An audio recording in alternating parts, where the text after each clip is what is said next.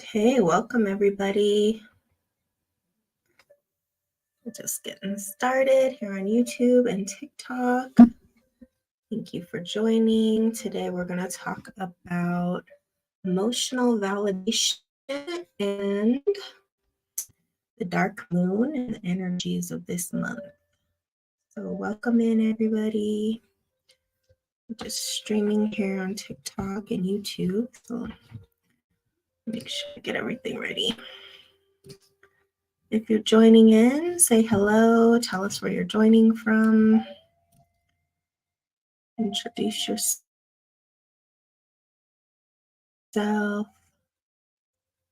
Just get set up.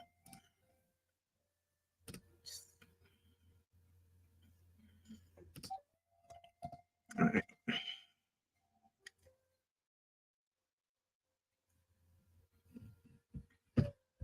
Okay, I think we're all set up here.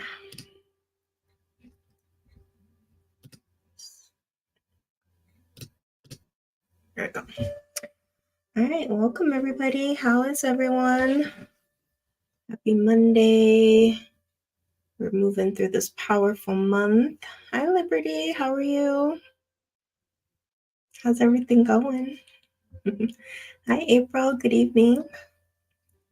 How are you in Texas? You hanging in there?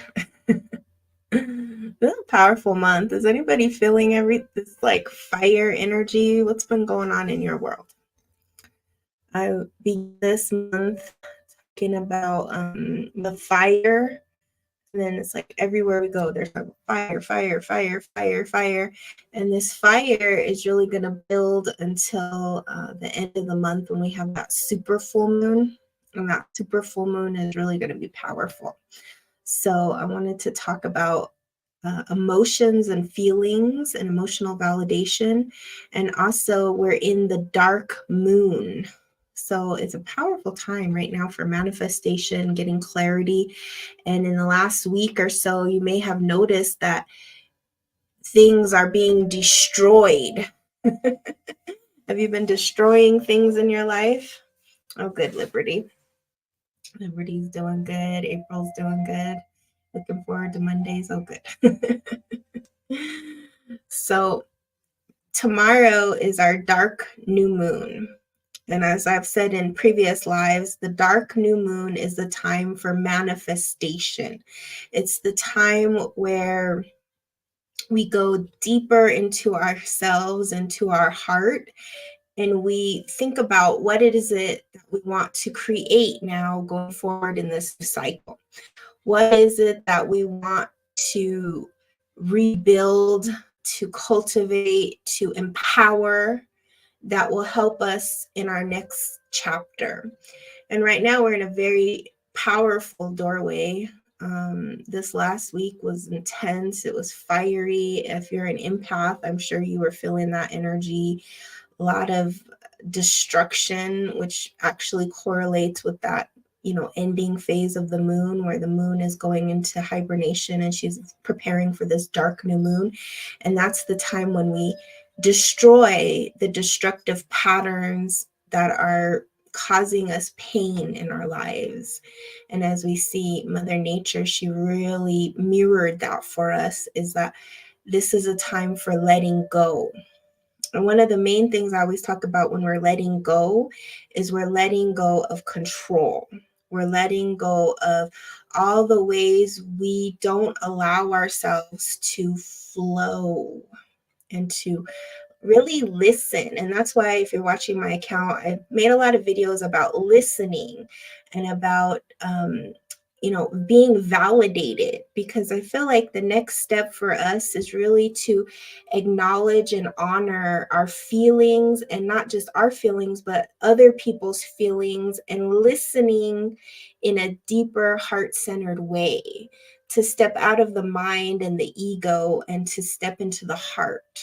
Because for the times that are coming, we're going to need each other. We're going to need community. We're going to need to listen to what other people's needs are. And a lot of times we listen from our ego, but not our heart. And this is where we're going to have to now step into a new way of being, because if we don't, we're not going to progress, and it's going to be much harder. I see a lot of these lives where people pop on and they're just yelling at each other. And even I saw a video talking about the earth splitting, which is a common thing in the new age, where they talk about the earth splitting and how people can't stand to listen to each other anymore. And that's really what we call cognitive dissonance. That's what they call in psychology, cognitive dissonance. When you don't want to listen to the other person because of your own belief systems and your own thoughts and your own manipulation and your own control, which is not a splitting of the earth. That's actually one of the reasons we're in a very critical time, is that we've stopped listening to each other. When somebody disagrees with you, when somebody doesn't do what you want, we automatically cancel it. And that's what they call the cancel culture. But in order for us to come together, to be in community, to really, respect and honor each other, and to have healthy relationships and boundaries and all that good stuff, it requires us to actually listen and acknowledge each other, and to accept, and then also to, reflect and think about, oh, okay, that's that person's viewpoint, and this is my viewpoint, and where is the middle ground between those two viewpoints? Because there are much bigger things going on in the world than those small and a lot of times insignificant differences and changes. And we're headed into a very volatile time on our earth. This next year, what we're seeing last week is just a minor part of what a bigger part is to come next year. Because as I've been talking about, we're about to enter into the next fire, the new fire, the fire that is going to bring us into the next 52-year cycle. And those changes are going to be dramatic.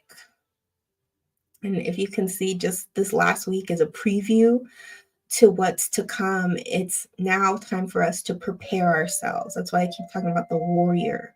It's because it's time to prepare ourselves and to get together in community, to get together with ideas and solutions and ways of communicating and talking to each other in a non-judgmental, egoic way from the heart. And really, it's going to be the feminine.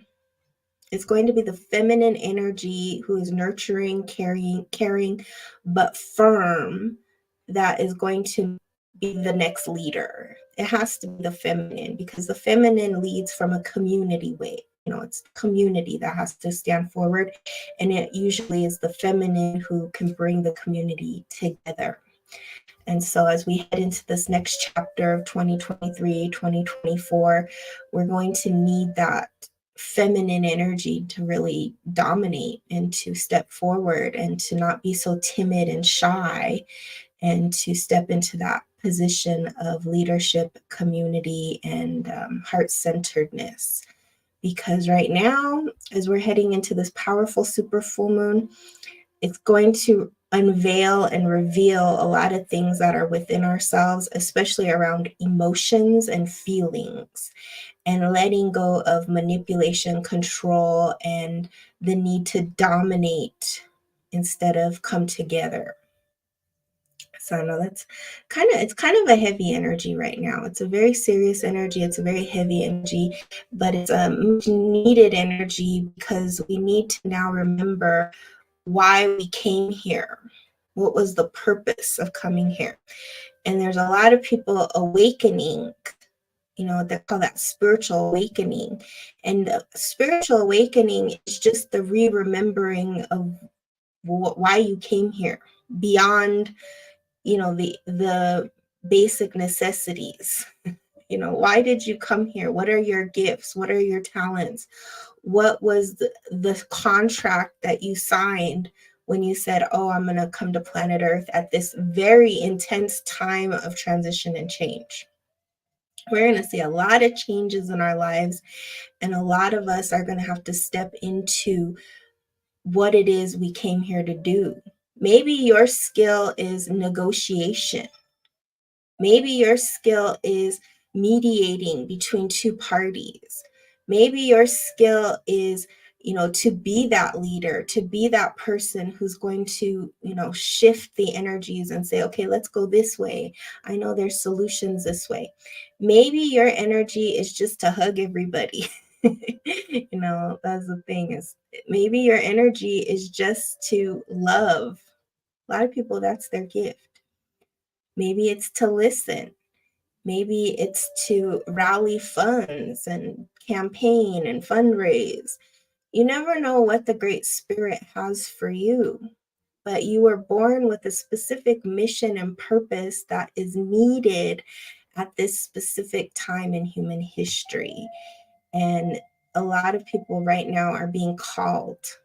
If you're watching this, you're being called right now to start that process of, what did I really come here for? Why did I sign up for this journey?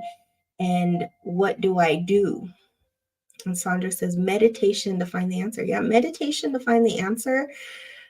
But the first part of meditation is to clear. It's to clear the mind of all the chatter. See, the thing that I've been realizing this last week especially is how much leadership is from the head and not the heart. And that's why I really emphasize the feminine at this time, because feminine, the way the Great Spirit speaks to us is through our heart. It's not through the head. The head is for rational thinking, it's for decision making, it's for, skills. But the heart is through emotions and feelings, and that energy that is undescribable. That's the mystery. That's where the great mystery is. That's the feminine.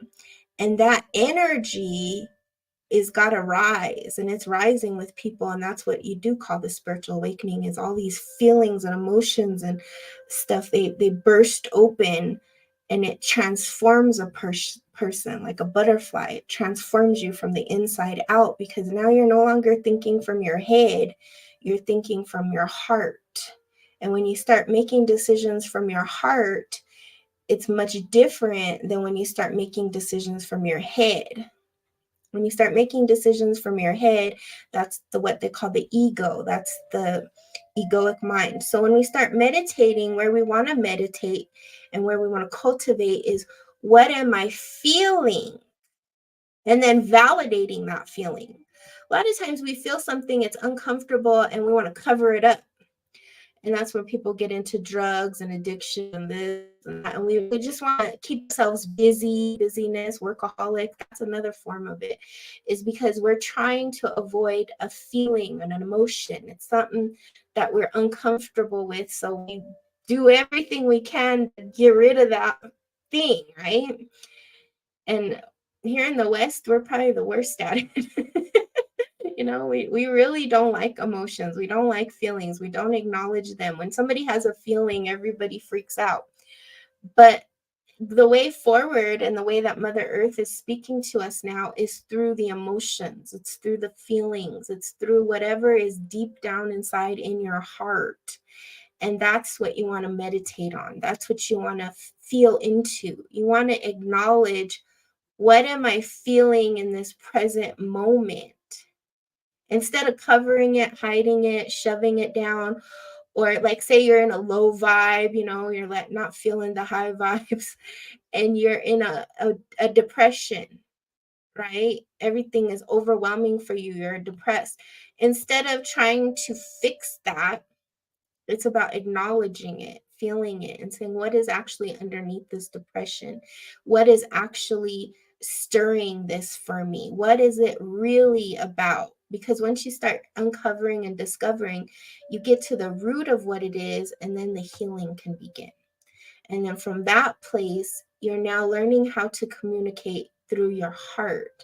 Because in our native teachings, the longest distance in our lives is between our head and our heart. That's like miles and miles and miles and miles, thousands of miles for some people. is the head and the heart. Even though they're just a short distance, really, they're 18 inches, 18 inches, but really thousands of miles for some people, because that's how out of touch and out of tune we are with our heart. And it's sad because our heart is a vital part of who we are. It's a vital, most important part of what we really need to be connecting to. And yet, these kind of disasters that happen, life-changing moments, spiritual awakening, that's what it is. It's an opening of the heart. So many people are getting into plant medicine right now, and that's what plant medicine is. It's the opening of your heart. And it's extremely uncomfortable. It's wild. That's what it is. It's the heart time. It's the heart centeredness. Some people call that the return of the Christ consciousness. That's what some people call it. It's that everybody is embodying this Christ consciousness. It's the heart that everybody's talking about. And it's interesting because this last week, Lahaina was on fire, which Maui, if anybody's been there, is the heart chakra of the world. And so it's like the heart is literally on fire. It's literally opening up. It's literally sending a call to the world. It's a wake up. Yes, sit with your uncomfortable feelings. Exactly. And that's really hard. It's really hard when you're in meditation to sit with, what am I really feeling? What is it really? Because we're so quick to blame somebody. We're so quick to try to manipulate and change things to get our way. But to sit with what it is that's really going on with yourself, and to heal it, and to cry, and to feel it, is the healing. That's why they always say feeling is healing. 18. Oh, can I ask how to clear the throat and heart chakra? Yeah. Well, they're connected, right? Because they're right next to each other. But the heart chakra, we say, so when we're working with chakras, 1 through 3 are usually the most grimiest. Those are your foundations, and those are the ones that are usually the most blocked, especially here in the Western societies, especially if you're spiritual. If you're a spiritual person, probably up here is easier, down here is harder, because you're talking about foundational trauma. You're talking about foundational things that have controlled your life, that you have built your whole entire your whole entire chakra system on. And so those 3 chakras, 1, 2, 3, are usually the ones where we have to work through a lot of emotions, a lot of stuck energies, a lot of, like we got the Drano, because there's a lot of stuff in there. And then the heart chakra, by the time we get to the heart chakra, it's the butterfly of all chakras, because it'll go up and it'll go down. And so when we have an open heart, we can easily move in and through the upper chakras, but then also the lower chakras. But it takes foundational work to get there. So first, to open the heart chakra, it's about love. But you can't love until you understand your feelings. Not true love. We hear people say that all the time. Oh, I love you. But then there's not that feeling. You know what I mean? You know how when somebody tells you I love you and you don't feel it? That's the second chakra. Second chakra is feelings. The fourth chakra is love. Real love. Love like a mother has for her child. That's when the heart chakra really opens, is when a woman gives birth, and they say that whole Merkaba, your whole mind, body, spirit opens. And when it opens, this flood of love, it's just unconditional love for that being comes in. And that's the greatest time for a woman, is when they feel that love, and then there's certain plant ceremonies you go into, and you feel the love of Mother Earth, of Grandmother, how much she loves you, how much Creator loves you, how much, people have those really spiritual experiences where they'll say, I have never felt love like that. And that's the heart chakra. You never had kids. You don't have to have kids to feel that. And some people feel it with pets, they feel it with animals, they feel it in those plant ceremonies, or they'll feel it for something. They might have it for a partner even, or or themselves. That's like the ultimate love, is when you can feel that for yourself. But love, when you feel it and it's genuine and it's pure, that's the energy that's most needed on our planet right now, is the energy of just love. And love has caring, it has kindness, it has nurturing, it has reciprocity, it has all these beautiful attributes to it, that it's kind and loving and pure. It's pure like the wind. You did a past life regression, and there I was, a mother there. I never felt love like that. Exactly, Chandra. You could do a past life regression. You could do, there's a lot of different ways you can access that love. It doesn't have to come through another person or being. And I feel like the most powerful times when we feel that love is when we're feeling it for ourselves, which is the hardest, actually. A lot of times others will trigger that love, but when we can experience true unconditional love for ourselves is when we can express true unconditional love to another. And that's what we call enlightenment, is true, pure love. To love somebody no matter what they do to you, no matter how they behave, no matter what their ego said, no, none of that stuff matters in true love. But so many of us, we didn't have that. We never experienced that. And when you've never had it or experienced it, it's really hard, because then you start thinking love is conditional. Oh, well, that person didn't do this thing for me, so now they don't love me, which isn't true. It's just egoic, because that's how the ego thinks. Ego thinks that love takes, when actually love gives. And it's never about another person or thing. It's about our experience with not only ourselves, but the creator, with the divine, with the spirits. It's about loving. And that's the thing that I think when you sit in ceremony, you really start to understand, is love. Love on a grander scale, not love like we think it is. Love in our modern world most of the time is infatuation. It's not real love. I've always thought love is a value more so than a feeling. hmm it's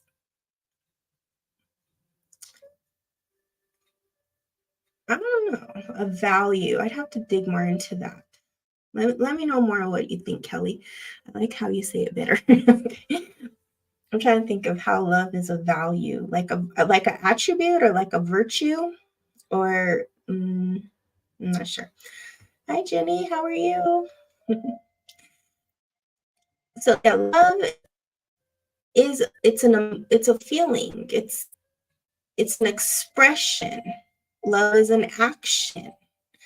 Love is also when you can love somebody and tell them the truth.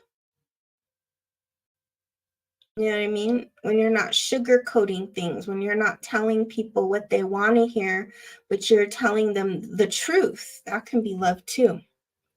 Love manifests itself in many ways, but I think that we have a very limited perception of what love is, because we understand it from a human perspective versus a spiritual perspective. When we step into the spiritual perspective of love, love is beyond this world. Yeah, my view is very limited. Yeah, all of us, that's how we're grown. Think about what is our model of love? Think about it. Your parents, how did they love each other? Oh, thank you so much for the butterflies, Liberty. What were your role models of love, and how were you given love? Most people in our modern world, I'd say, are given love through possessions. When you're a child and you do something good, your mom or dad gives you something. I remember I was working in Tokyo, and I was working with my translator, and she said, I don't know how to give love. I'm Japanese. That's what she told me. She said, I'm Japanese. In Japan, we don't express love. We don't hug. We don't we don't do any of that stuff, so I don't know what it is, but the way that we express love is through giving, it's through money, it's through possessions, it's through the things that we give to each other. And so she's like, so I can buy you something, I can give you money or something, and that's my expression of love. But outside of that, I don't know how to give love. And I thought that was really interesting, because I think a lot of people have that as their expression of love. They think, oh, I did this for you, so that's my version of love. And then, I could take that away though, too. So then we grow up with this thing thinking that love, oh, sorry, Piki's here. We think love is conditional like that. It can be taken away. I just think being generally kind and open-minded towards people is an expression of love. Yes. Yeah, being kind, being open-minded towards people, listening to people, understanding people, what's that? There's a quote in the Bible that says like love is kind, patient, and all those things. Love has many virtues, many actions. Wouldn't it be valid to have your own love language? Yeah, and everybody has their own love language. That's a book. And so some people have primary way of love language is the expression that you like, right? And that's a valid point, Nicole. It's like, somebody's love expression could be gifts, and then they think everybody's love expression is gifts. And then other people, it's touch, and then they think that everybody's, so that's where love comes into play too, because love is stepping out of yourself and into somebody else, and what do they need and what do they want. So it's like overcoming selfishness and greed. It's loving someone where they are, even though they can't be what you need. Yeah. Loving myself is harder. Yeah, loving self is the most hard, I think. Exactly, Karen. Loving someone where they are, even though they can't be what you need. That's unconditional love, right? Is that we all experience that with parents. Most people don't actually get the kind of love or the love language like you're talking about from our parents. You might be somebody who needs gifts and your parents never gave you a gift. And you grow up without getting what you need. But then the unconditional part of that is still loving that person, even though they didn't give you what you need, right? Partnerships are like that.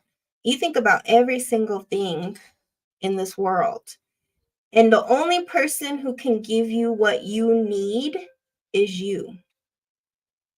And that's the self-love. And that's the part that when we step into self-love, we can step into love for everybody, because we're not trying to get something from someone else. Rather, we're getting it from ourselves. And in our world, that actually, scares people. When somebody doesn't need somebody else and you can't control and manipulate and dominate them, that person is unstoppable. They're fearless. They're boundless, because nobody can manipulate, dominate, or control them. And then they're scary. People get scared of those people. Yeah, if we don't know how to love ourselves, we can't know how to love others. That's exactly right, Kelly. Dead chicken, dead pigeon, and a dead deer have surrounded the home. Where, your home, Pomo?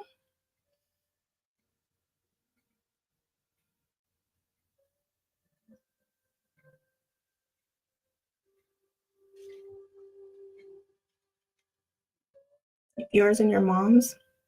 Was there any kind of change? Did something change in your house? There's something that changed. Oh, Fox ate the chicken. They say that when there's a lot of death around our home, that something in the home is changing. And we'll trade the pigeon. There could be death coming to your home. So I would just put up some prayers and some protection and see deeper into what that is. Has there been any trees or vegetation that's died? And I think that's kind of the theme of this week. was a lot of death. This last, waning moon was a doozy. And this is the dark new moon. Tomorrow is actually the dark new moon. And it's the time where now we set a new intention. So whatever has died in our life this last week, it's like letting it go. Oh, okay. Meeting with family tomorrow because headstone was installed. So someone has died in your life, because that's a harbor of change. Something is dying. There's a cycle that's dying. So whether it's an actual person who has died or will die, or an actual situation. Oh, okay, your mother died. Okay, and this is her headstone that's about to be installed. Yeah, so that makes a lot of sense. Okay, so it's just kind of showing you and telling you, and probably also bringing to the forefront these emotions of death, right? And the healing of it. Sorry, D boy. Somebody named D boy wants to come in. But you know what I mean? It's the grieving process. So what I would do is I would put out an offering for your mom, and I would, let her know that her spirit can go now with the installation of her gravestone, and that you're going to be okay moving forward and healing. And maybe that's even why you're on today's live, is healing, the love. Did you know, healing the unresolved emotions around her passing. Burn basket release. Yeah. Yeah. It's the release of her spirit. So, be good to yourself this week and in this next chapter, because, like I said, there's a reason you're listening to this about love and loving yourself and loving your mother and her memory and the good, bad, right, wrong. Because, we have very difficult relationships with our mothers, especially women. We have very difficult relationships with our mothers. I think that's one of the most difficult relationships for a woman, is with the other females in their life, specifically mother, in-laws, people like that. And so, when they die, it brings up a lot of that energy, a lot of that emotion, a lot of that grief, a lot of the good, bad, right, wrong, and the hardships of our mothers. A lot of our mothers had very hard lives. And so, with all that death energy around you, it's just kind of showing you and telling you in your life, that you're going through a death, not just physical, but emotional, spiritual, psychological. It's all the ways, right? And when we're going through that kind of grief, the thing we have to do is love ourselves through the ugly. When you're going through a breakup, a divorce, somebody close to you passes, disappointment, regret, we have to love ourselves through the ugly times. And that's usually the hardest time, because we're so hard on ourselves. It's so incredible how hard we are on ourselves. We can a lot of times forgive the ugly in others, but it's like really loving yourself through whatever you're going through. Okay. My stepdad passed Saturday night in his bed. I am needed to go see his sisters this weekend. Oh, I'm sorry, April. Yeah, it's just funny how a lot of this death came this week. There's a lot of death this week. It's really an intense week, you know? And then Sandra is saying animals. Do animals die typically around endings, around other deaths? Yes. When a person dies who's close to you, when an animal dies, especially, or somebody who's like in your life a lot, it signifies a huge transformation and transition in your life. Like, you will remember it for the rest of your life. You will remember that animal dying. If you had a dog, a cat, or whatever, you will remember, that when it died, what happened, the surroundings of your life. And that's why they bring in big transitions. When pets die, it's a very big transition. When, stepdad, dad, mom, grandmother, grandfather, people you're very close to die, it's a marker of time for you of a big transformation. And then you will see a lot of transformation from that death. That's the contract. That's how we work as humans, is that when someone passes, it's literally a death, not just of that person, but of aspects in our life. Just when my mom passed, her cat did too. Wow, ain't that something? Just asking because I had a coyote and deer hit my car in the past around deaths. Yeah, that is very common. It's very common. Yeah. So going back to April, when you're going, take that time and grieve together. I don't know what your relationship is like, but take that time to really grieve and to do the unresolved and to let yourself go into that feeling. Don't hold it back, because when we hold grief back, it's destructive for us, not just our mind, our body, our spirit, and then it shows up in other ways. Yeah. I feel an empty spot, my father, for, yeah. I know. The death of a parent is devastating. It's devastating. And, everybody has a different way of grieving. Everybody has a different process. Everybody's needs are different. But express your needs too, because people don't know how to deal with death, and they will bypass it. They'll do everything they can to get rid of that feeling, like I was talking about earlier. But just let people know what you need. If you need time away, if you're not, ready to engage, whatever it is, just listen to your heart, because only you know how to grieve. I would appreciate some advice around getting emotionally invested in somebody way too fast. Yeah, don't do that. Don't do that, Rin. That's like a common theme, right?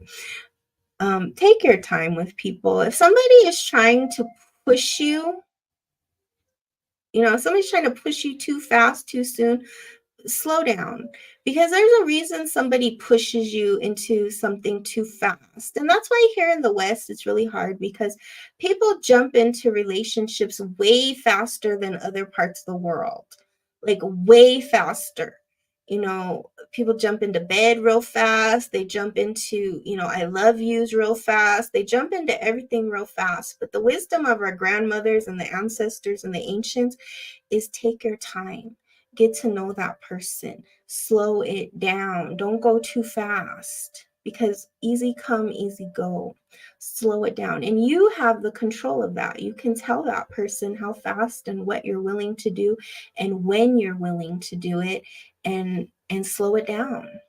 That's how a lot of people get conned too. And unfortunately, at this time and age, everybody is out there to get something from you. So slow it down. If somebody wants money right away, slow it down. If somebody wants, something else from you right away, slow it down. And never let somebody take you out of your comfort zone. And that's what intuition and instinct is there, because the intuition and instinct will tell you, ooh, something's weird. Ooh, I don't like that. Ooh, it's a little fast for me.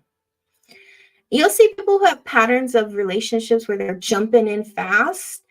They're also jumping out fast. So just be wary of that. Hope that helps you. My sister has so much hate for my mom. How do I help her release that? That comes with the grieving process. That comes from all that stuff. You're welcome, Ren. And so what I would say, Pomo, is that you focus on you first, okay? And your sister, you can listen to her, you can be there for her, but she ultimately is going to have to work out her own grief and her own anger and her own hatred. It's not, you can't take her energy on. Don't do that, especially in this grieving time. You can only handle so much before you get into overwhelm. So what I would recommend for you is you just listen, and you can nurture her, but ultimately she's going to have to do the healing herself, because it has to come from the inside out. And you don't want to, if you start to get too involved in it, it can cause conflict within your relationship too. So, just be there for her as much as you can, but know that that has to be her own internal healing. Oh my God, I came into people jump into bed real fast.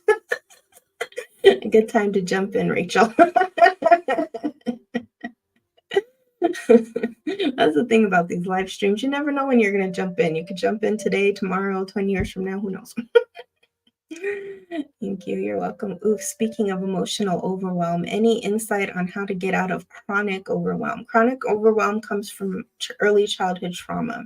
Okay. Overwhelm is a result of when you were a child and you had too much put upon you and it was overwhelming. Okay.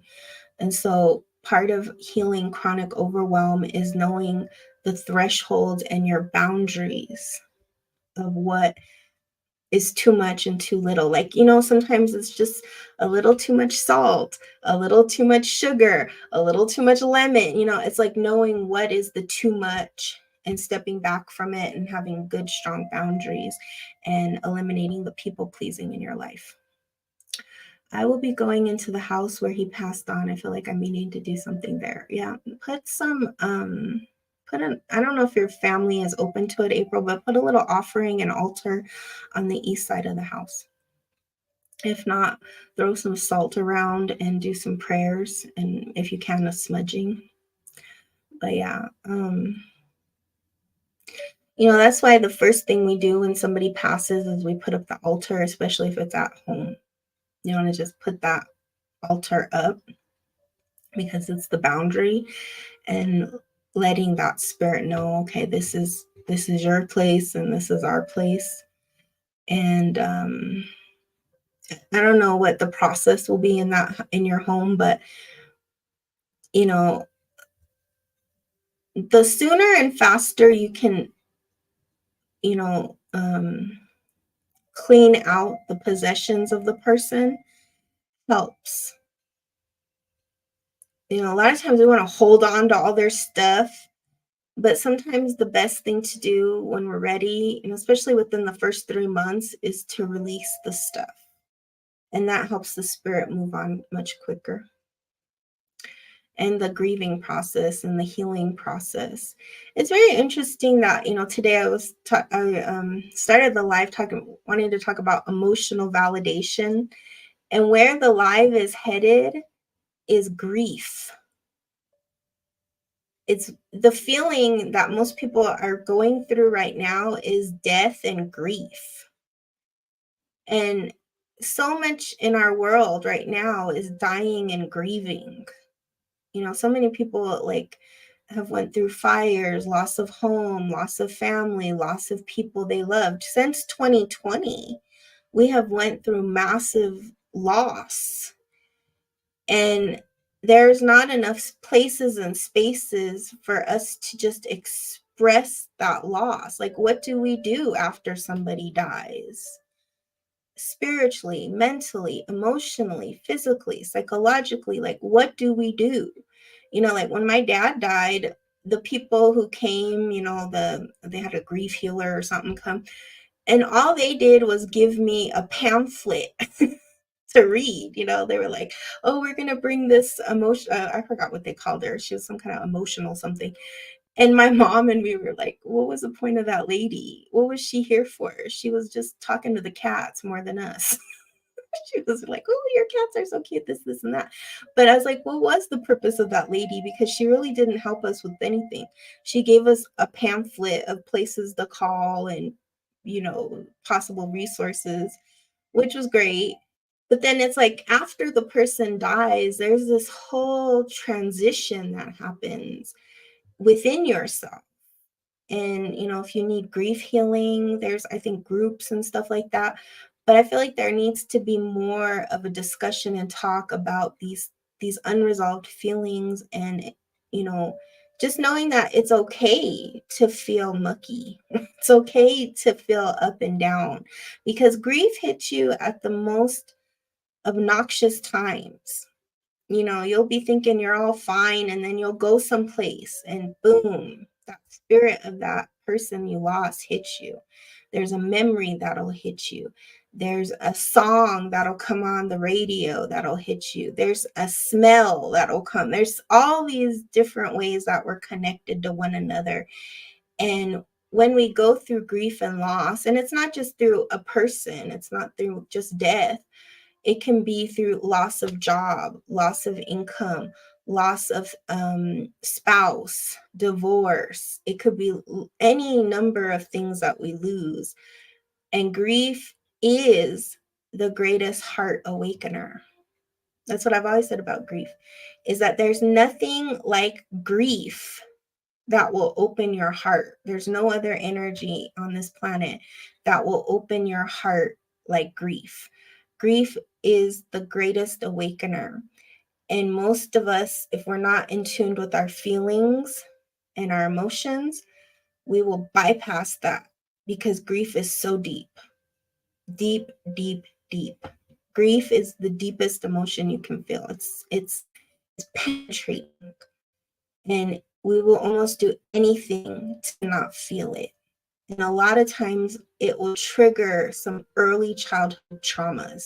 Grief will trigger something from your childhood that you didn't deal with, that now you will be invited to deal with again. And when you do, like Kelly is saying, it's a butterfly moment. It'll awaken you. It will transform you. But when we have unresolved grief, it can lead to addictions, to spiritual crisis, to bad relationships. I was talking to my neighbor the other day, and he said the reason he divorced his wife was because after her mother died, she didn't know what to do. She didn't know how to deal with that energy, and she became addicted to drugs and was spending all the money, and she was becoming very toxic and cheating, and she was just a wreck. And he didn't know how to deal with it. She didn't know how to deal with it, and they ended up divorcing because of it. And it left a huge wound in his heart because, you know, he lost everything. She lost everything because they didn't know how to deal with grief.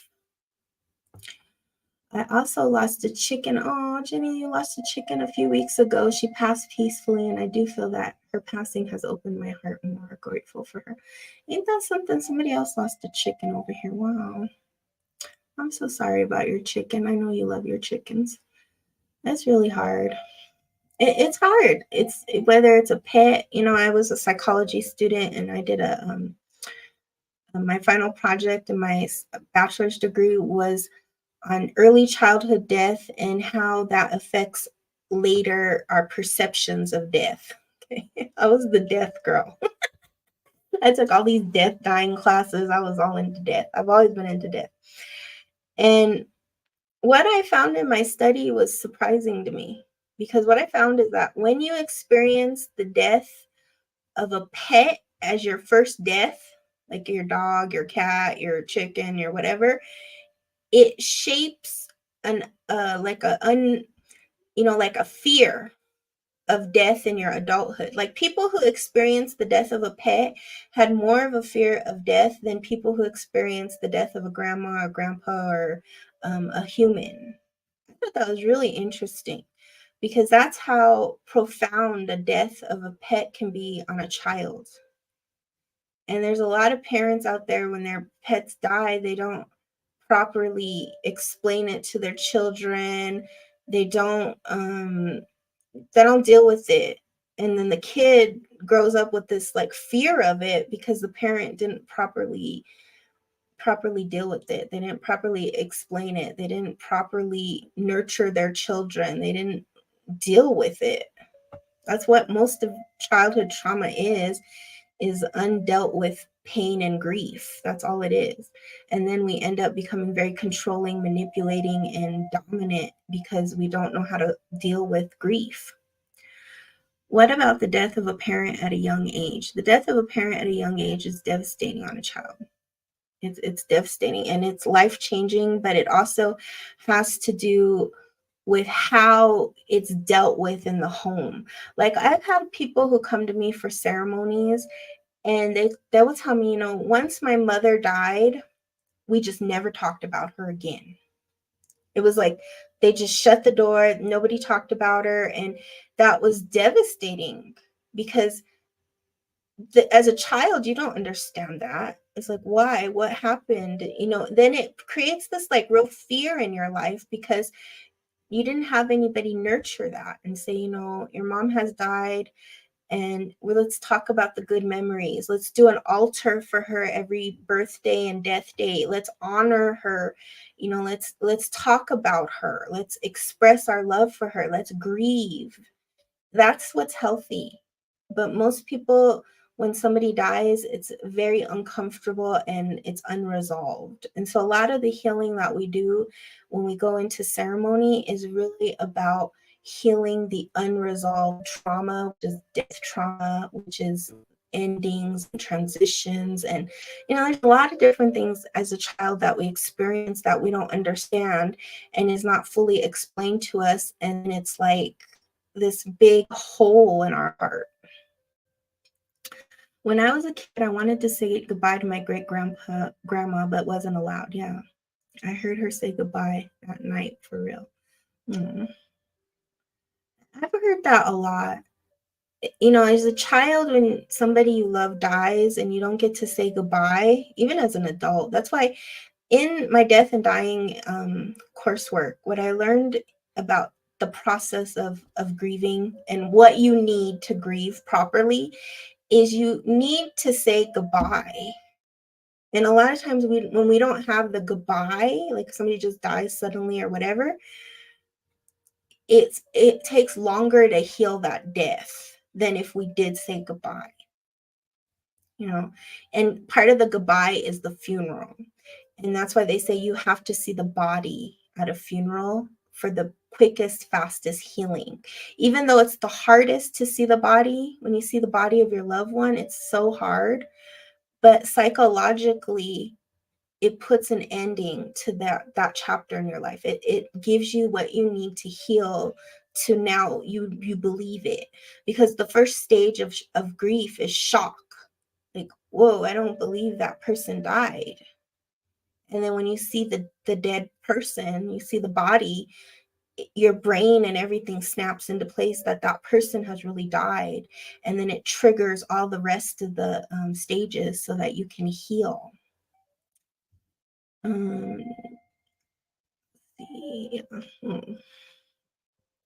So part of death is the goodbye. And that's why in spiritual traditions and in psychology too, they always say, like, when you have sudden passings, like somebody dies in a car accident, somebody just dies and you didn't expect it, those are the hardest deaths because you just didn't expect it, you didn't see it coming. When somebody is sick for a long time, they had cancer or something, and you got to go through that whole process, it's still hard, but you had time to process it. You had time to, oh, okay, that person's going to pass. Okay. But when somebody just is gone, it leaves so many scars. And so, especially the younger they were, the more vibrant, more it's death of a child, those kind of things are longer processings. They take longer to process, and you'll never be the same person. And I think that's the thing about death, is that you'll never be the person you were before the death after. That's death. Is you will have the person you were before, and then you'll have the person you were after. And you'll never go back to the person you were. It's just how it goes. Death is transformative, and people die to transform us. It's a whole different level when it's young and unexpected. Yeah, it's and sudden, young, unexpected, mind-blowing, shocking, traumatic, especially if somebody unalives themselves. That takes at least 7 years. That's what they calculate. But really, depending on how close you were to that person and the relationship, it could take a lifetime. Losing my friend suddenly at 20 was so devastating. Yeah, I'm sorry, Ren. 20 is such a young age. 20, when you die in your 20s, like early 20s, or what's that? Like a lot of celebrities die at 27, the 27 Club. This is devastating because you think about how many years they had and all the different experiences and things that they missed out on and that you missed out on experiencing with them because they died so young. A lifetime, yes. This is a very comforting live. You're right. We don't talk about grief and death enough. Oh, thanks, friend. It's not very entertaining, I know. No, I think that's the thing about like these apps is people want the entertainment. They want to numb the pain. So that's the thing I learned in ceremony is that we're so numb. Like when I first began ceremony work, that was one of the first experiences I had was the denumbing process and to see how numb I actually was. Numb to my feelings, numb to my emotions, not just numb. Because we're taught to numb out. We're actually not taught to feel. And that's the healing. And that's why we're walking around with generational trauma and all this stuff, is because we were never taught how to just feel. Thank you, Liberty. Phones are totally numbing devices. Yeah, the phone. You're scrolling. Oh no, she's talking about death. Scroll on. I don't even want to think about that. That's just awful. No. Scroll. Keep scrolling. Just keep scrolling. Death. But at some point, all of us will experience death. We're not, and at some point, all of us will die, right? That's the ultimate truth. And when you go through a death, especially of somebody you love, what you realize about all this junk you've been accumulating, all this money you have, all these houses, all this property, whatever you have, you're not going to take any of it. You're not going to take any of it. And if your heirs, if your children and grandchildren and all them don't know how to handle it, you didn't set up the right trust funds and whatever, you might leave them with a big pile of mess. And so part of what I've been talking about last live or the live before was like, before you get too much older, set up your will, set up your trust, set up where you want your things to go so that when you do die, you free up all that energy. You don't have people fighting over possessions. You don't rip your families apart. You don't do all this crazy stuff that happens when people die when you properly set up your end, your end of life. Like, what do you want? Do you want artificial means to keep you alive? Do you want your money to go to this charity? Do you want your house to go to your kids or this or that, whatever it is, and figure it out and understand the legal parts of it too, because in some states, when you leave money and you leave houses, you're going to leave a big tax bill and you have to figure those things out too. So you might want to do a trust fund. You have to figure those things out. And I think a lot of people don't want to deal with death because we're avoiding death like the plague. Nobody wants to deal with death. But those are important things to do for the people you love, because you spent a whole lifetime accumulating these things that need to go somewhere when you die. Otherwise, they just go to the government and the state, and who knows where that goes. Yes, life is so temporary. It's so temporary. It's just here today, gone tomorrow. I would be with my narcissistic ex still. Oh no. Don't be with that. That's love. For that to have happened, Crispy, for you to leave your narcissistic ex means you stepped into self-love. That means you said no and you held a boundary and you went for it. You had to gather some courage for that. In order to leave a narcissist means that you had to have, evoked courage. That is the hardest thing to do, Rachel. It's the hardest thing to leave somebody who will never love you, not in the way you need to be loved, and will only love themselves. only because of the death of my stillborn daughter. Oh, wow. Ain't that something? So it's like sometimes these souls come in to do that, to change our life, to transform us, to have us step out of our present to move into a better, brighter future. It transformed me, and I see that now after what you said about death and grief. Oh, wonderful. I'm glad you got that aha moment.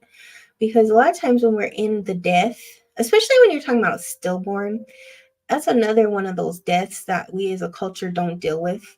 I haven't seen an article, I remember in my studies, about how with stillborns, you have to see the body too. You have to see the body. And some places don't even allow you to do that, which I think is just cruel because people need to just sit with that body because that was a life. That was something that you were looking forward to. That was something that you held in your body, and there has to be that grieving process. And then also probably during your transformation, I would imagine you saw how those, you and that person just were miles apart. Sometimes with death, what it triggers too is an awakening of what you really want and what you don't want, and make a change around it. Because with death comes this realization that everything is temporary.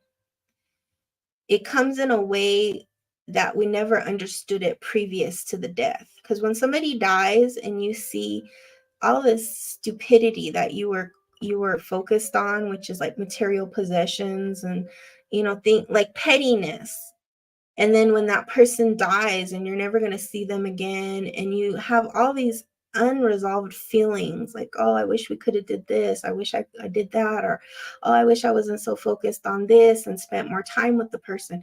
Because what you realize in the end is what really mattered was time, not money. Time. Sometimes money could have given you the time to do things like a vacation or something, but ultimately, all people want from you and the way you can express your love the best is by giving your time to the people you love, to the things you love, and I think that's what's amazing during this awakening that we're going through is people no longer want to work for these crummy jobs that take their time, take their energy, give them pennies. Do you see that? This next generation is like, I'm not doing that. I've seen my parents do that. I've seen everybody I know do that. I'm not doing that because they understand the value of time, and that's wisdom. So that means in some way, shape, and form, our generations are progressing because they're no longer willing to give their time, energy, effort to things that in the end don't serve them. They don't honor them. Company can let you go at any moment. I just saw a video about a lady who said, I don't give companies 2-week notice because when they fire me, they don't give me 2 weeks notice. They said, oh, you're fired. Here you go. And I was like, yeah, duh. Like, that was like I thought about it. I was like, that's why. Yeah, why would you do that? I love that. Like a value. It's a value. Time is the most precious thing you have on this earth. There's nothing like it because death comes for everybody. And the only thing that we're assured of is the time that we spend, how much time we have on this earth, how much breath we have on this earth is all we have.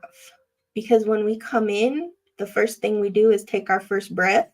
And when we leave, the last thing we do is take our last breath. And that's all we have on this earth.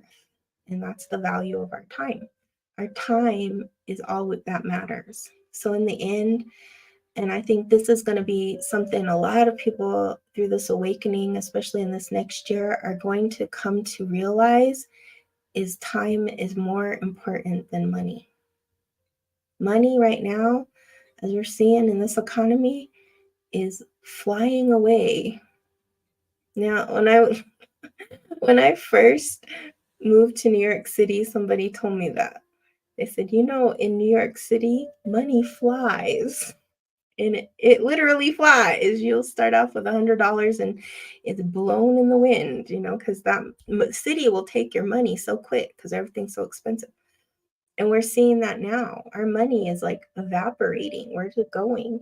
And it's like, what are you going to do with that money to buy your time? If you can figure out, this is the alchemist journey, how to free your time, that's an alchemist. Is our breath like our energy? Yes, our breath, in the Hindu system, they have it down to a science of how many breaths you will take in your life. And I'll have to look up the number, but I think it's like so many thousands of breaths. It's not actually a lot of breath, but they have it to a science of breath. And that's how they measure time, is through breath. So horrible, money. Yeah, money is a currency. It's a tool.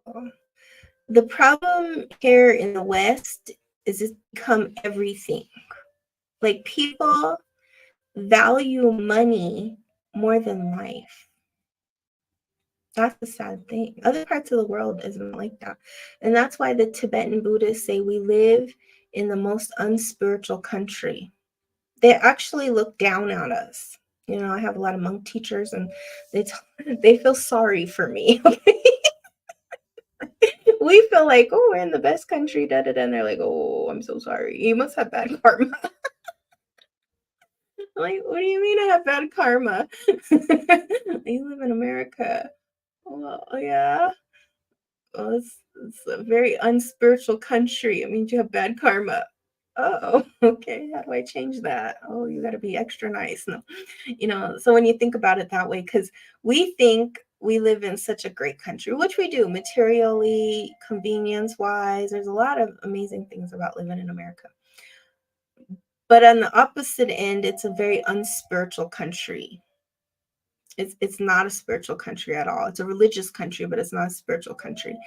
But there are other places like Tibet or Nepal or these other places in the world that are much less economical. They're not focused on finances, and they're more impoverished. In fact, India is considered like the most spiritual country, and they're hodgepodge of everything, but most people are in poverty. But they're considered more wealthy than we are because spiritually they're more wealthy. It's a spiritual country. When you need help, people jump to help you, right? Here in America, oh, you need help, go ask somebody, go pay for it, go, it's hard to get help. But in other countries that are more spiritual, help is available.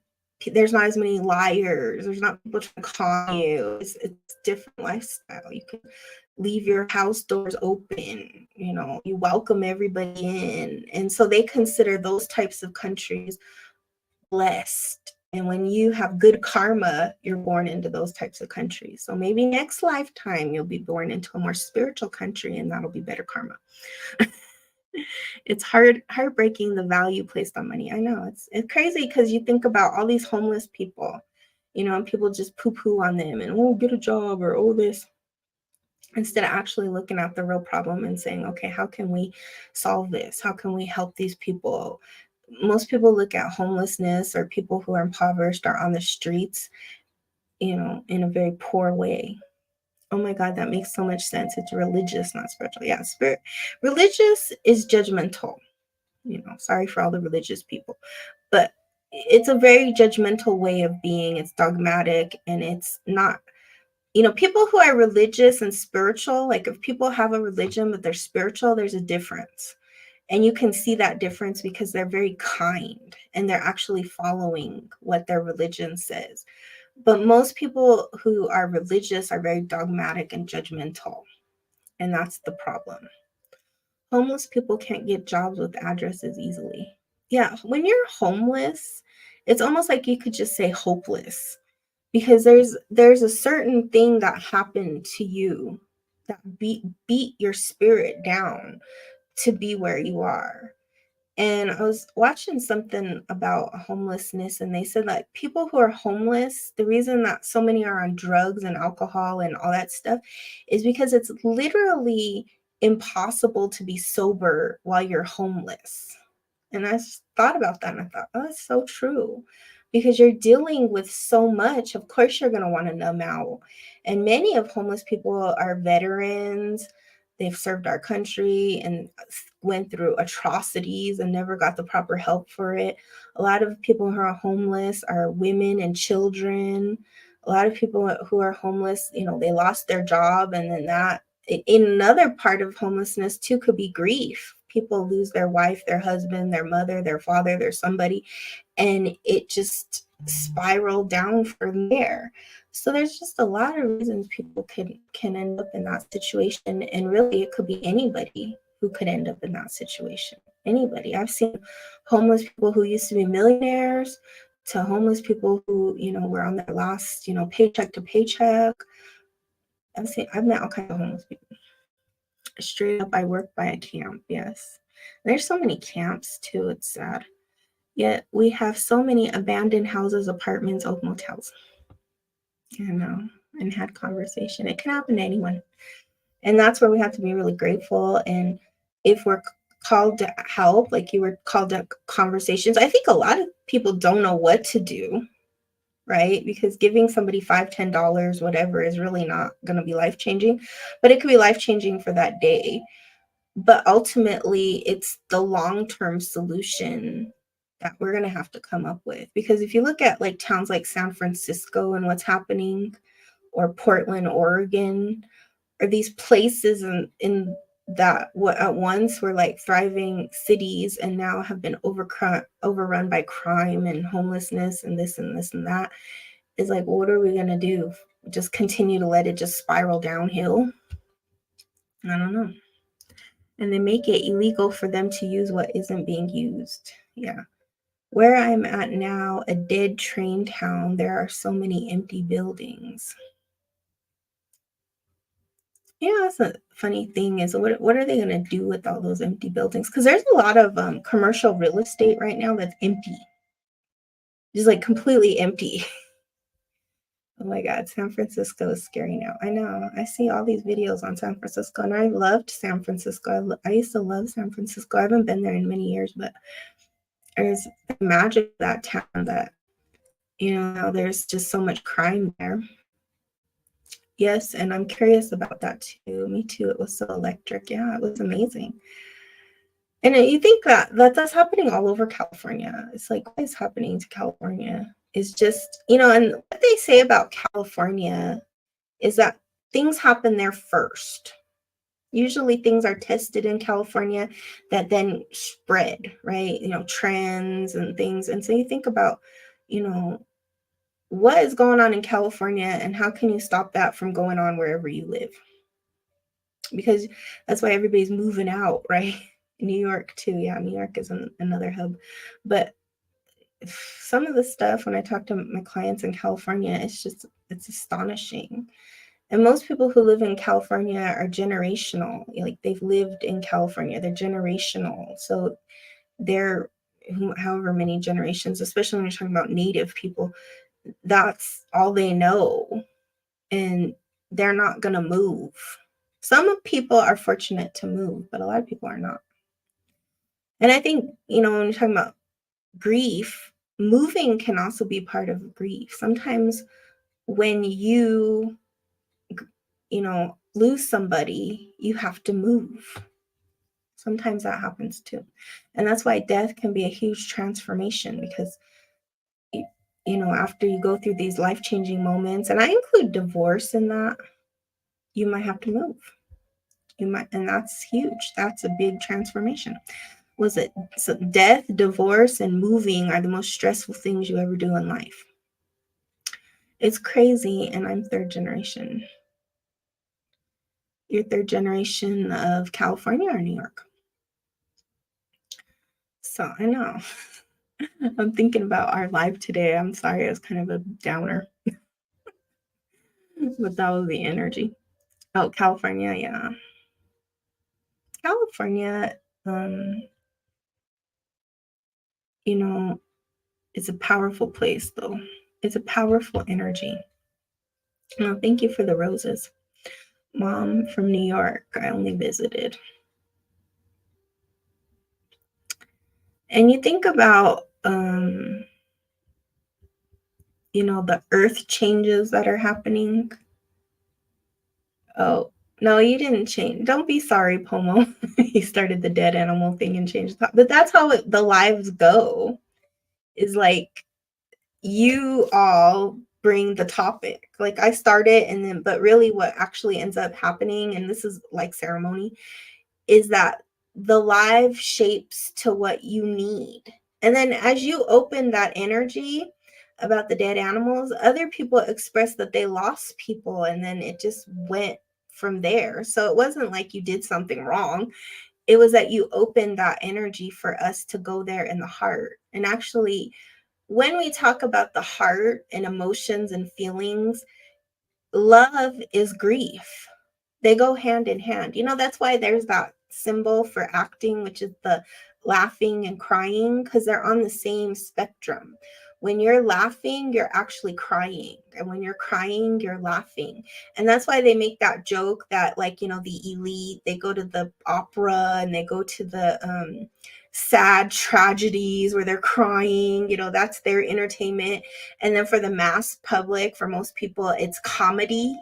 Most people go to the comedics and they're laughing and the comedy hours and all that stuff because that's for the mass people. It's the same spectrum though. Whether you're laughing, you're crying. When you're crying, you're laughing because they're on the same emotional wave. It's the same energy. That's why very quickly, have you ever noticed that you could be laughing and then all of a sudden you're crying? Or you could be crying and then all of a sudden you're laughing? There's a huge connection to that. So when you're grieving, those are the two emotions that you'll experience, and they're releasing your heart, they're releasing energy, they're releasing tragedy, they're releasing pain. So when you laugh, you cry, and when you cry, you laugh. California going down into the ocean one day, yeah, it kind of makes sense, right? That's kind of the reason a lot of people are moving out and everything's getting crazy. Homo, you rock. Yay, Liberty, and I'll have beachfront property in the mountains. So I used to always say, in Arizona, like, well, soon Sedona will be, beachfront. So got my deck ready. Smile now, cry later. Yeah. The thing about it is that with all the earth changes happening, lots of land masses are going to change. I remember I did a talk in Japan, and what I presented to them was that the map of Japan would change. And I highlighted the areas and what was going to sink and what was going to whatever. And it was like 100 years or something. And some guy said, yeah, we know that. So, like, he was like, yeah, we know that. All our professors and scientists and stuff have already said this. And I was getting this message from Spirit. And he's like, yeah, we know that. It's going to happen within the next 100 years. And so they're prepared for it. They know that a lot of their land mass is not going to make it. And I feel like that too is going to happen to parts of New York, the East Coast, the West Coast. There are parts of the earth that will be dry and desert that were once forests and luscious. And then there'll be other parts of the earth that were once desert and dry and will become forest. And that's like, Sedona is a perfect example of that. Sedona at one time was a tropical forest. Actually, the whole thing in the beginning was a ocean, was under the water. And then later it became a forest, a luscious forest like the Amazon. And now you see it's the desert. And that's why you could be walking around Sedona and find seashells, and there's still, tigers and like strange animals that people, not tigers, I'm sorry, lions that still live in the area. And there's remnants of those time periods. It's a cycle. Yeah, it's a cycle. They call it a pole shift. Like, I don't know. Some people say it's every 10,000 years. It's every 12,000 years. But we're definitely experiencing the beginnings of it. We're experiencing a huge transformation on Mother Earth, and the ancient prophecies are starting to reveal themselves. And I remember when I was 17, and one of my first teachers was a Lakota man. He was my friend's friend. And he was telling me about the white buffalo calf. And at that time, I was 17. I was like, okay. But he said, do you see this? He had this little news article about the first white buffalo that was born in 94 named Miracle. And he was like, do you see this? This is a miracle. This is the time. This is the shift. And he was like telling me all this stuff. And I was like, okay. He's like, it's the white buffalo. And now I wish I would have paid more attention to what he was talking about, because later I started getting that message over and over and over again, and started working with different teachers and understanding the prophecy more and more and more and more. And then after that time, I don't even know how many hundreds, possibly thousands of white buffalo have been born all over, signifying the time of the white buffalo. And the white buffalo is the catalyst towards us coming together from all the four directions, all the different races and religions and everything, coming together in a sacred hoop, in that hoop of life, because of the craziness that's about to occur. And that's how Mother Nature does it, is she pushes people together into community for a common good, through the tragedies, through the grief, through the devastation, through the loss.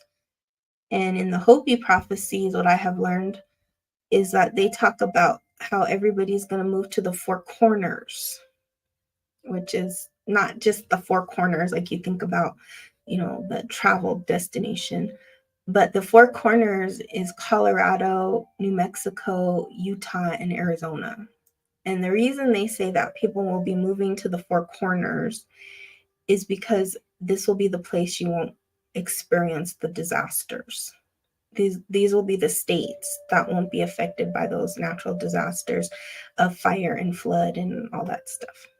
And as we're seeing in these times, a lot of people are flooding to the four corners, and so there's going to be massive waves of change, and it's about 100-year cycle. Yes, love New Mexico for its weather. Yeah, New Mexico, it's still raw. I love New Mexico. My father's side is from New Mexico, and New Mexico is still raw. It's still pure. Where are the four corners? I'll catch the rest on YouTube later. Lots of love. Okay, bye, Rachel. Four corners is Colorado, Utah, Arizona, New Mexico. That's the four corners. And it's interesting because the Hopis also say that most people will go to Colorado. And right now I'm in Colorado. And there's so much building here, and Colorado is not the Colorado I grew up in. Colorado has massively changed and transformed, and so many people are moving here. Yeah, and a lot of them from California. Exactly. Lots of Californians are coming over because it's cheap. Well, yeah, and the thing is that now it's expensive because the Californians are coming here, right? They're starting to develop it more. Yeah, they're starting to grab it all and bring what they left over here, and that's kind of the problem. But that's the prophecy. And in some parts, because how prophecies are different, and I think people change them over time and stuff, and some, who knows how pure they are at this moment in time. But one of the prophecies is that even Hopi will come to Colorado. So Colorado, what is baffling for me, just being from Colorado, is that Colorado plays a major part in this awakening. And there's a lot of strange things here in Colorado. That's all I'll say. A lot of strange things. You're a little curious about Utah. Utah is awesome. We call it Utah. I remember one time I was driving through Utah, and I heard this, I heard grandmother tell me, it's not Utah, it's Utah.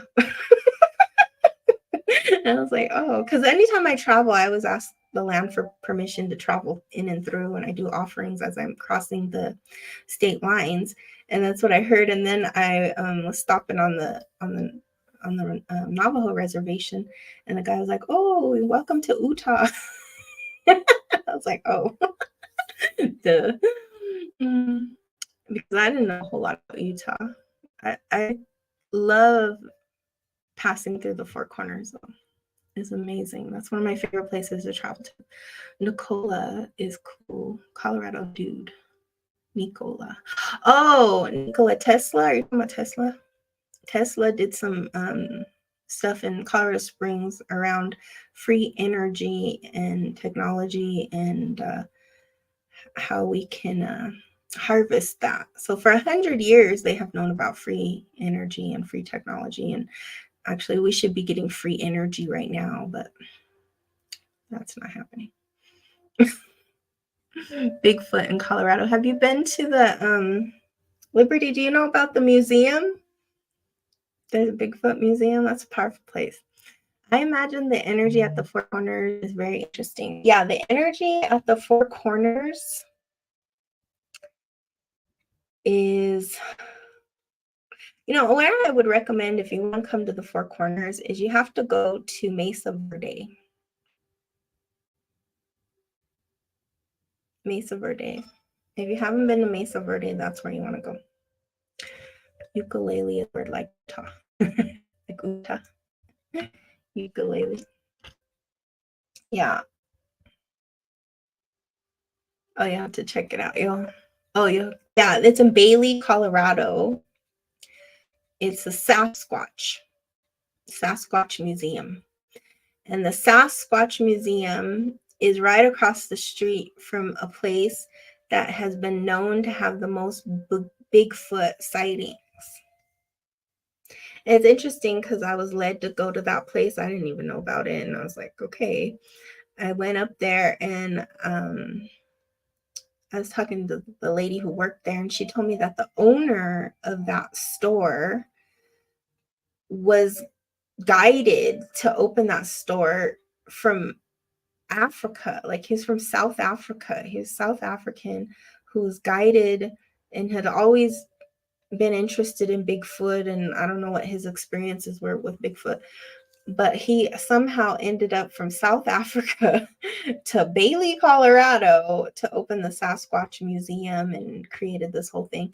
And it's something interesting. And then she told me right across the street was where they had the most Bigfoot sightings. And I didn't know that Bailey, Colorado had the most Bigfoot sightings. And, Sasquatch is a multi-dimensional being who, when you encounter Sasquatch, you will have two reactions: one of fear and panic, or two of healing. Like, people have had intense healings with encounters of Sasquatch. So he's a multi-dimensional being who feeds off of your energy, and he's here as a keeper of Earth, right? Of Earth. He's an earth keeper, and he works with other earth keepers. So if you're somebody who's an earth keeper and you were to encounter Sasquatch, it would probably be a very loving, kind experience versus if you're not an earth keeper. You might have an accident. Why do you say that? They are my guides. Wow. I always believed I never knew much. Yeah, Sasquatch is not talked about too much, I think. I don't know. It's funny because here in Colorado, I see a lot of Bigfoot stickers and stuff. So I think a lot of people are interested in Bigfoot.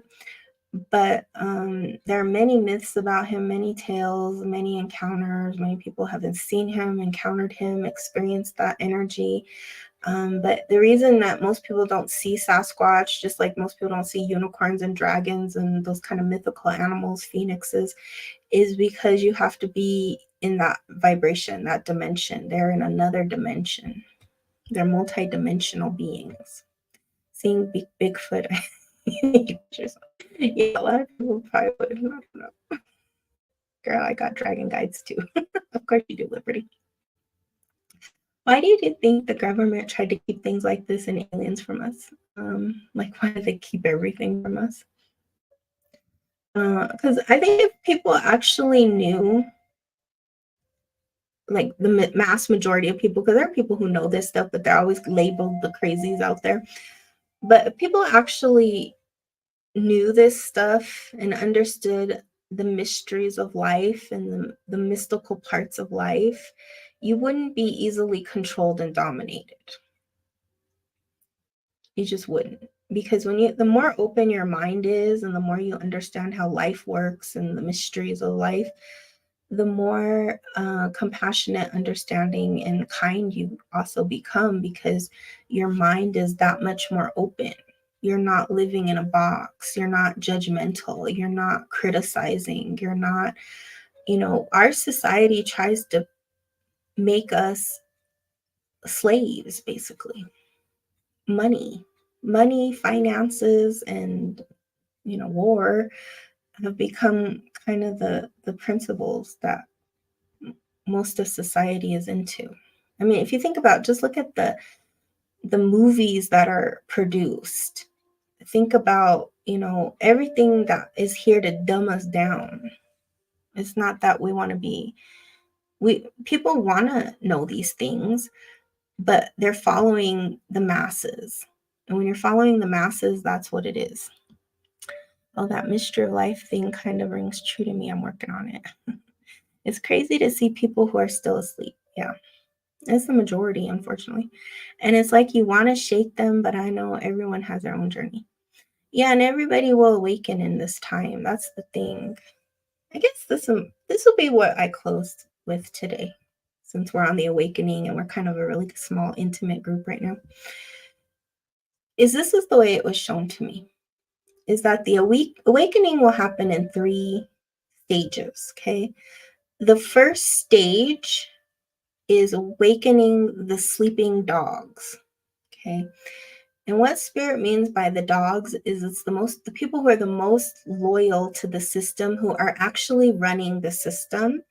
And so in 2020, what we saw was the essential workers. So if you were classified as an essential worker, that's what we call the first wave of awakening. Those are the people who are now waking up. That's why I talked about earlier, the people who are like, I'm not giving my life to this company who doesn't care about me. They were pushed to their maximum during 2020, and they awoken through that journey.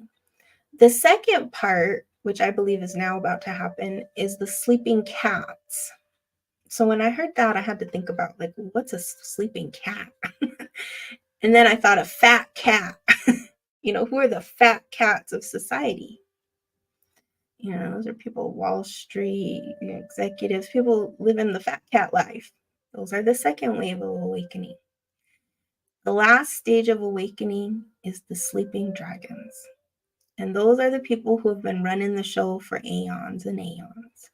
Those are the people that once they awaken, everything changes. And they're the last to awaken. So awakening is happening in 3 stages. And we're just really at the beginning stages of it. And those of you who are on here, who will watch this live later and who are on the planet at this time, you're what I call team transition. You're here for the transition from one ending to a new beginning. And the thing that you have to remember about you is that you've been here before during these times of massive change and transformation. So this is not new to you. It's in your soul. You just have to remember that as you go through this process, because you're here to transition this time. It's a time where they say many souls wanted to come in. Many are called, but few are chosen. It's one of those things. You think we will see the last stage or its completion? Probably not. Probably not. Not if you're an adult. If you're maybe a child, you'll see the latter stages. But those of us who are adults, we're bridges. We're here for the next generation so that they can have a bridge to cross. That's our maybe next lifetime. I don't really want to come back. I'm doing everything I can so I could jettison onto the next life and take a break from planet Earth.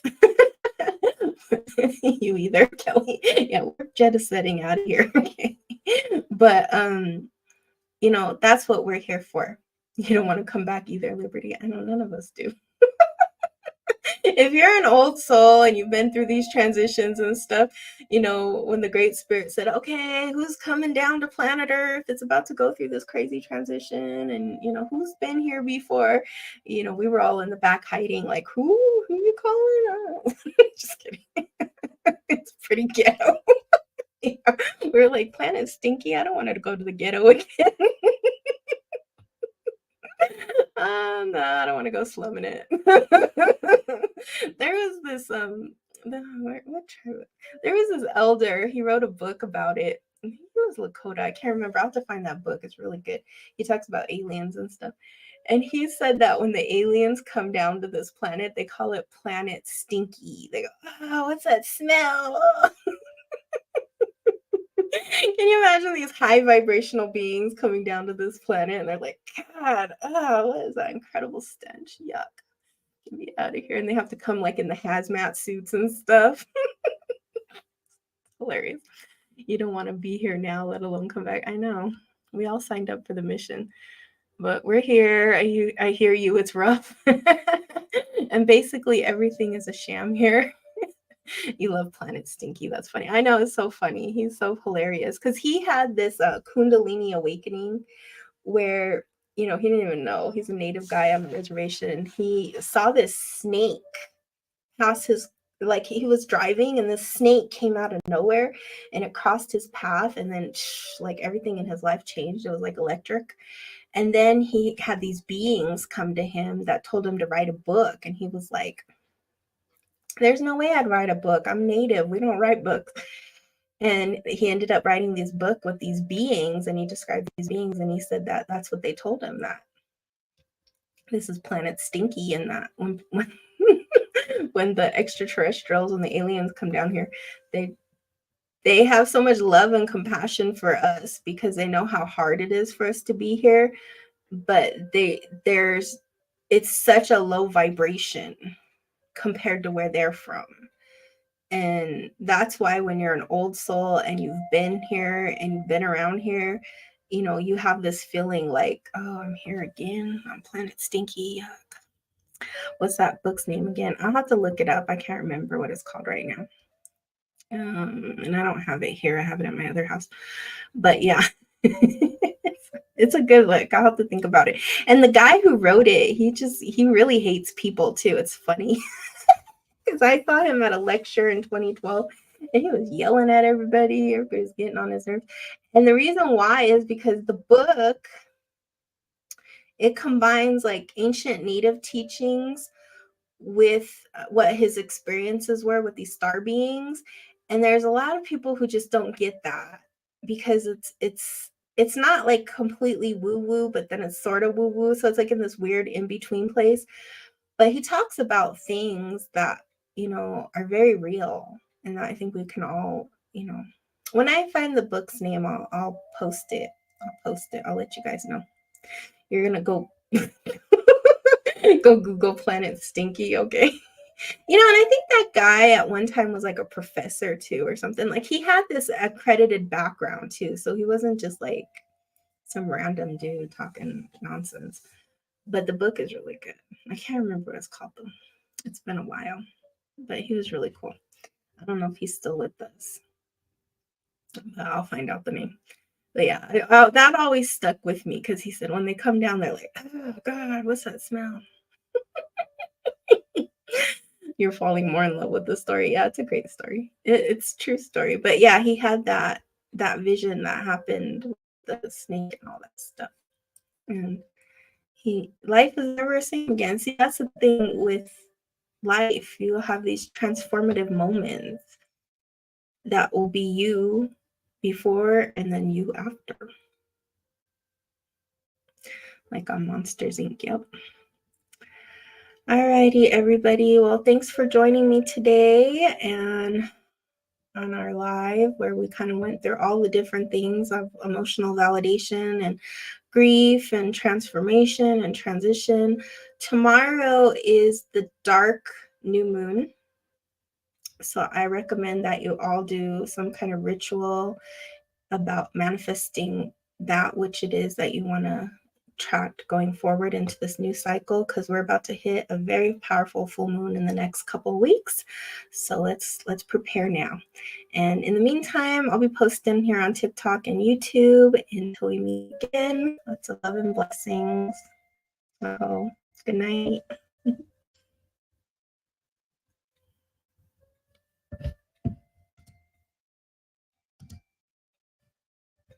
Bye, YouTube.